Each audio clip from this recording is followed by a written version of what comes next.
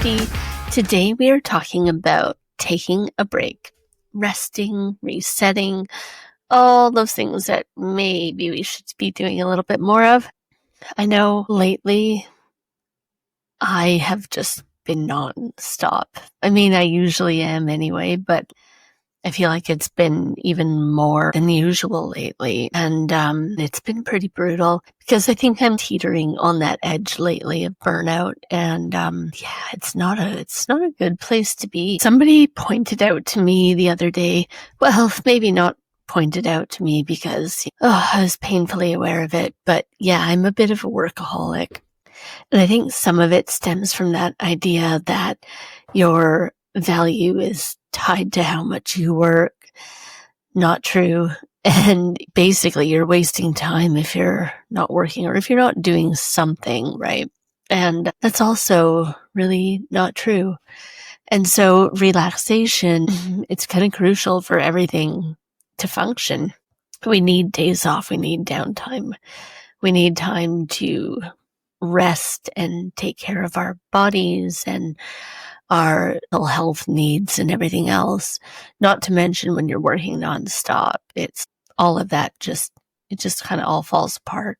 It's not a very good place to be. One of the things that's really important to remember is how good it is to take a break. We always have never-ending to-do lists of things that need to get done. We can always add to them, and sometimes we are forced to take a break and defer things, and yeah, that kind of sucks, but it's your body screaming like, red alert, you need to just chill for a minute. I have known for myself that I do push myself to dance on that very, very dangerous line.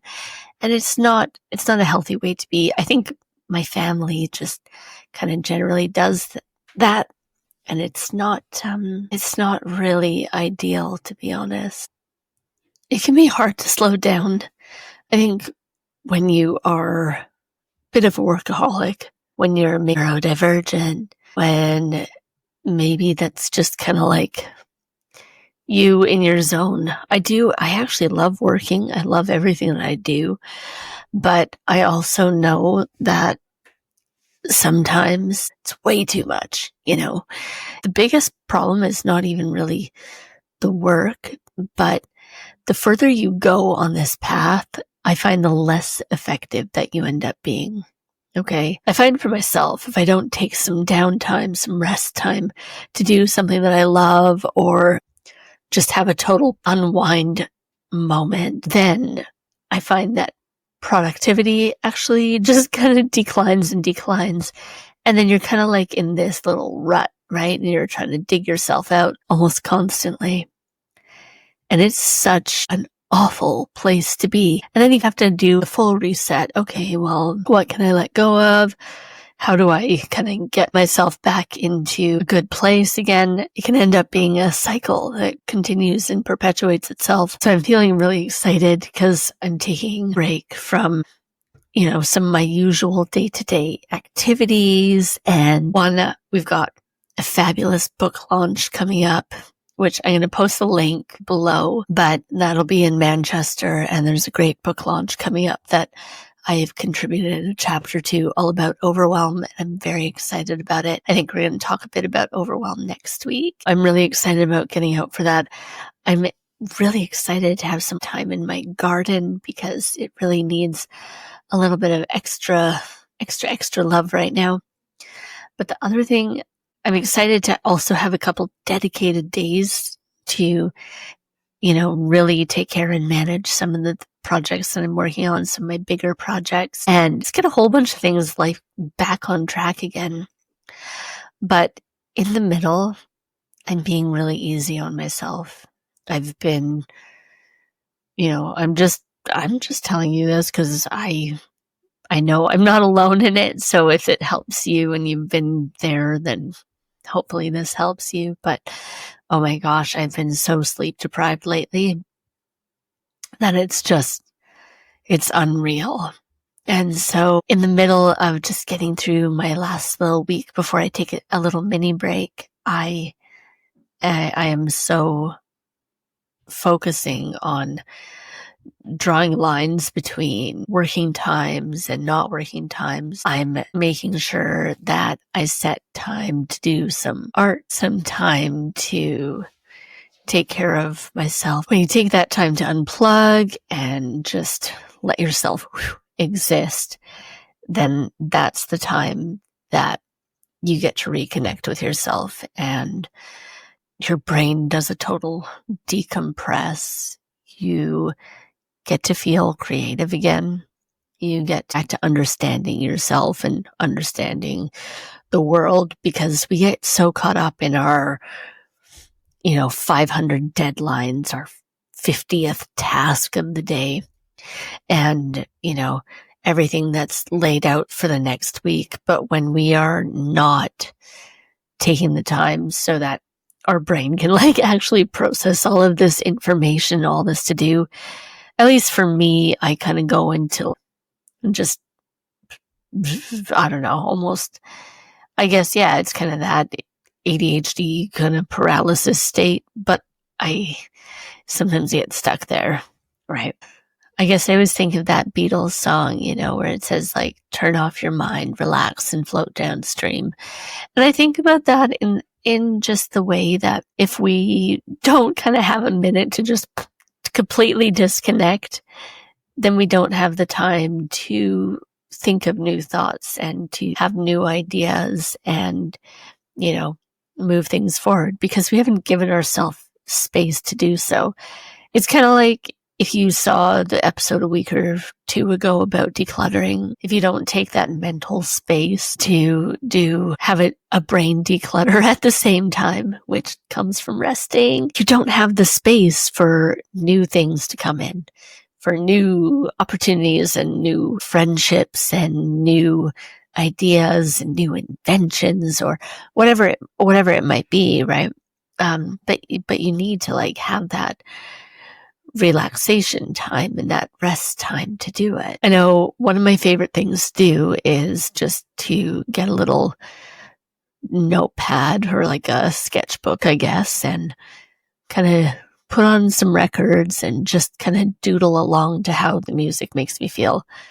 Some of this is just dashes, little lines. Some of it's little swirls. Some of it's just little patterns. But these are just it's a way to just kind of let the mind go. It's one of my favorite things to do, and it's been way too long since I've done it. It's also, like I say, it's the place where you can be creative. It's the place where you can relax, get down to you again. We need that. We need that time. It's not only, for our bodies to have that physical downtime, repair time, but it's also mental. It's emotional too.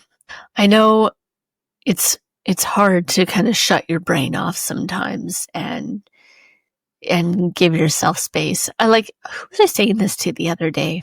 I don't know. I was saying it's like fine wine. You have to let yourself breathe.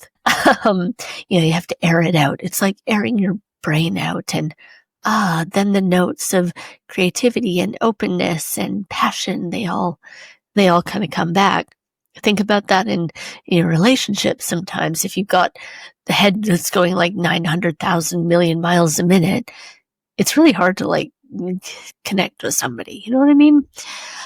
It's another way to think about it. Having a to-do list is not the end all be all. I was talking to one of my friends the other day, and I said to her, part of what I have really been setting tight boundaries with myself about is my to-do list used to look like this on a paper. That's a lot, okay? On one piece of paper, it's full. But now I stick to 3 things that I need to do in the day. And you know what?